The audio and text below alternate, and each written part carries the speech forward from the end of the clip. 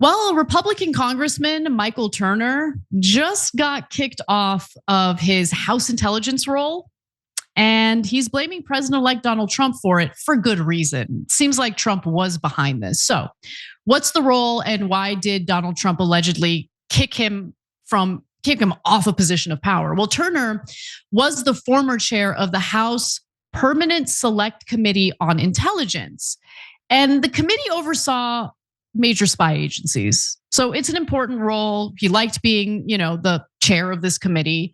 But Representative Turner was frequently outspoken against Donald Trump and his brand of MAGA policies. And so to his credit, and I really do mean this, to his credit, because I know it takes a lot of courage to critique, criticize, and speak out against one of your own or your own political party. I mean, there's probably a bunch of YouTube channels who are now calling Representative Turner a progressive, but he's not. He has basically called out Donald Trump. He's voted to certify the 2020 presidential election, again, to his credit. That definitely drew Donald Trump's ire. Turner is also a big advocate for sending US military aid to Ukraine, whereas, Donald Trump and his base are not in favor of that. And Turner also supports the Foreign Intelligence Surveillance Act, or FISA, which I do not. And so again, that's another sign of someone who's very much on the right, very much in favor of the, military, of the surveillance state, all of that. And the many things Turner has called out when it comes to Donald Trump include the January 6th rioters and how Trump called them hostages rather than rioters. That bothered Turner, so he called Trump out on that.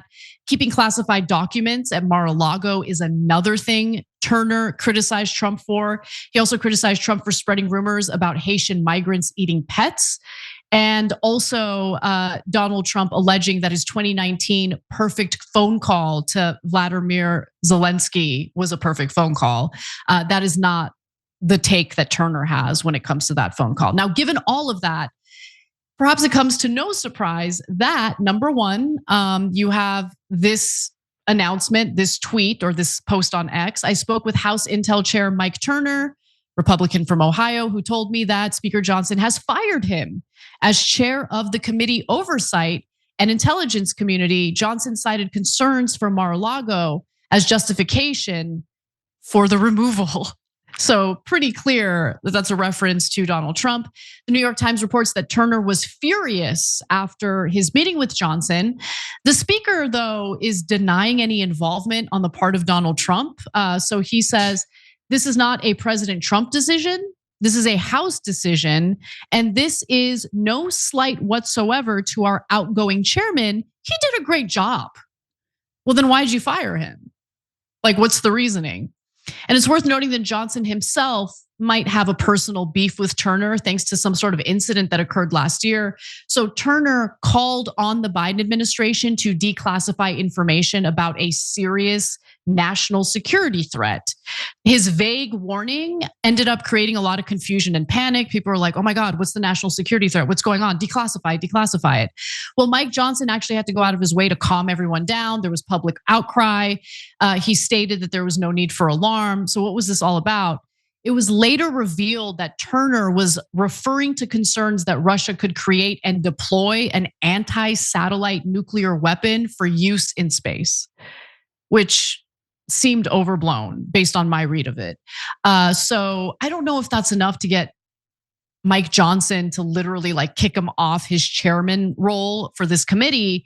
I do think Donald Trump likely had something to do with it, but that is the price you pay in a world where Trump is the head of the Republican Party and doesn't like criticism. And I hate that. I think what Trump did here is wrong. I don't think that he should flex his power in this way because it makes him look pathetic. It makes him look weak. It makes him look unable as the president of the United States to handle any criticism or anyone speaking out of turn or speaking against him. What do you think, Waz? Yeah, it's tough because he's this guy's a little Congress critter, so he's definitely easier to crush. I think somebody in the Senate, it'd be a lot harder to do. And I think it's because like the ties that bind these freaking senators, like they freaking love each other. Like people are pretty sure that Marco Rubio is gonna get some Democratic Party votes in the Senate to just sail through because like he's in the club. Like they stick up for each other. Like there's this like idea of like we're a independent body and people don't just push us around. That culture definitely exists in the Senate. It doesn't really exist like that in the House. And so it's not surprising that Donald Trump could just be like, you know what, this guy went against me and I'm gonna crush him. And I think he can only do that because he is very powerful amongst the base. Like he has a 90-something% approval rating amongst Republican voters. And so he can push his weight around like that. And you're right, it does make him look small and it does make him look petty, but I think it also does serve as a warning to other members of the party that like, if you don't get in line, I'll crush you. And that's a problem. Tough. It's tough. And look, I don't think Trump realizes or the Republican Party realizes that they're headed down a very dangerous path for themselves. Like when it comes to their own ability to maintain power. And I say that as someone on the left who has experienced a party that is unwilling to ever accept any criticism or engage in any self-reflection. When you do that, you become stagnant. There's no development, there's no growth, there's no listening to the people, there's no entertaining of legitimate constructive feedback. And that's when the party becomes weaker and more detached from the very people that they're supposed to serve.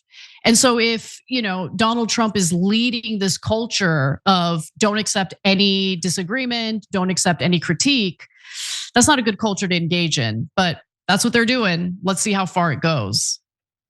Yeah, I like obviously I don't think this is the way a party should run. It's not my party. Some would say to keep your nose out of what we're doing in our own party. But yeah, this just seems like it's destined to rear its ugly head in ways that are way less, stupid than this. Like some serious things might come up where like some actual dissension is actually needed to steer this guy in a different direction. And I just think you would be smarter to use different ways. This guy probably thought that Donald Trump was finished in Republican circles when he was this brazen and went out and was against him. It was like, who cares? Like this guy is done. Like I'm gonna, certify the election. I'm gonna blah blah blah blah blah. He probably and in those times, like it did kind of feel like this guy might be finished after losing to Joe freaking Biden of all people. But yeah, he made the wrong calculation, and I think you see why. Like a lot of times, these people, especially in public, are in lockstep. Like for instance, with the whole Vivek and Elon with the H-1B visas and all of that. Everybody killed Elon. Everybody killed Vivek. Everybody killed the visas. But when Donald Trump went out and defended Elon's position, AKA the anti-MAGA position, Laura Loomer did this. Steve Bannon went zip. And that's just how it goes against Trump. Nobody has said Trump backed it and it's BS. Literally. You're right. The thing that they all were against. And when he came out and said, no, I've always loved these visas. We need more of them. We need more people to come in. Immigrants to come in. They didn't say anything. They backed down and just licked the boot of their leader. Well, I mean, they never attacked Donald Trump for that. You're absolutely right. But they did continue attacking Elon Musk, especially Bannon, because I think, well, number one, they're not going to go after Trump. Let's keep it real. But more importantly, I think they see Elon Musk as a bad influence on Donald Trump. That's always the cope. Yep. But are they really going to pretend like they don't know who Donald Trump is and how he operates? Again, he's a transactional person. He's not going to brush aside a guy who donated tens of millions of dollars to his presidential campaign. He's transactional, quid pro quo. You do me a favor, I do you a favor. Oh, you want me to loosen up some of the regulations as it pertains to H-1B visas? I think Trump will do it on behalf of Elon Musk. And I think that people like Bannon and Loomer know that Trump will do it on behalf of Elon Musk, which is why they're directing their hatred and ire toward him. So we'll see how that plays out. But look, all of this is to say that Trump can be moved on literally anything. Okay, yeah, he can. There's not a lot of things that he cares about outside of like, people staying at Mar-a-Lago for the trips and him getting these other deals. They just fat in his pocket to do absolutely nothing. Like he cares about that stuff. But in terms of, I think that's the gift and the curse of Trump's like non-ideology. The guy has no ideology. He doesn't. He's not some like, oh, I'm like this big libertarian that wants to deregulate us to crap and privatize Medicare and privatize social and blah, blah, blah. He's not some neocon where it's like, no, we need to project power and start wars like he doesn't have an ideology, which is nice.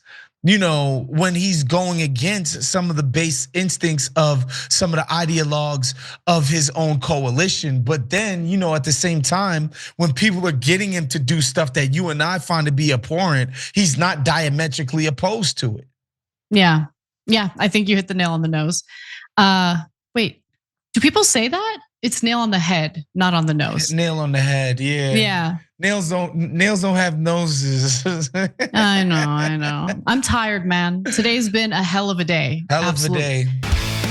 Hey, thanks for watching that video. We really appreciate it, guys. And we appreciate it if you become members because that allows us to be independent, honest, progressive, all the things that you don't get from corporate media. And all of that is because of you guys. Hit the join button below and become one of us. Become a Young Turk.